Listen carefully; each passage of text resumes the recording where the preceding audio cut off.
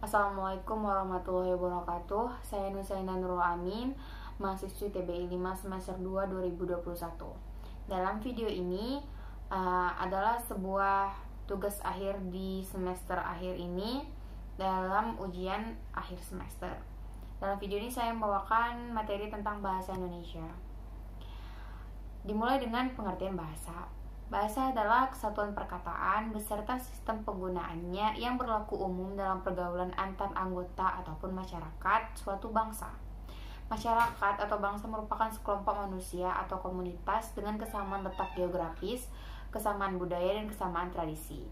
Dengan demikian, selain memiliki fungsi utama sebagai wahana berkomunikasi, bahasa juga memiliki peran sebagai alat ekspresi budaya yang mencerminkan bangsa penuturnya. Bahasa sebagai sarana utama bagi setiap makhluk untuk berinteraksi. Dengan demikian, perannya sangat penting dalam kehidupan manusia. Dan pengertian bahasa menurut Kamus Besar Bahasa Indonesia adalah: bahasa adalah sistem lambang bunyi yang arbitrar yang digunakan oleh anggota suatu masyarakat untuk bekerja sama, berinteraksi, dan mengidentifikasikan diri. Bahasa Indonesia berasal dari bahasa Melayu dan sudah dipakai jauh sebelum diresmikan sebagai bahasa persatuan. Dan bahasa Indonesia dideklarasikan pada 28 Oktober 1928, diikrarkan dalam Sumpah Pemuda. Alasan mengapa bahasa Indonesia berasal dari bahasa Melayu? Tentu hal ini memiliki alasan.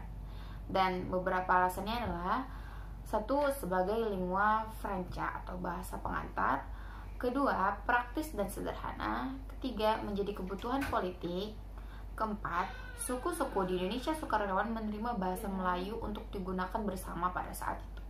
Maksudnya, jauh sebelum merdeka. Bahasa Melayu mempunyai kesanggupan untuk dipakai sebagai bahasa kebudayaan dalam arti yang luas. Fungsi bahasa Indonesia yang lain: bahasa Indonesia sebagai bahasa nasional yang pertama. Kemudian, bahasa Indonesia sebagai lambang kebanggaan nasional. Kemudian, bahasa Indonesia sebagai lambang identitas nasional. Bahasa Indonesia sebagai alat pemersatu berbagai suku bangsa. Dan yang terakhir, bahasa Indonesia sebagai alat perhubungan antar daerah dan antar budaya. Bahasa haruslah komunikatif, maksudnya dapat diserap dan difahami semua orang, sehingga bahasa tersebut diakui. Selain itu, bahasa memiliki fungsi, di antaranya informatif, mengekspresikan diri, adaptasi dan integrasi, dan kontrol sosial. Fungsi bahasa Indonesia juga merupakan alat pemersatu.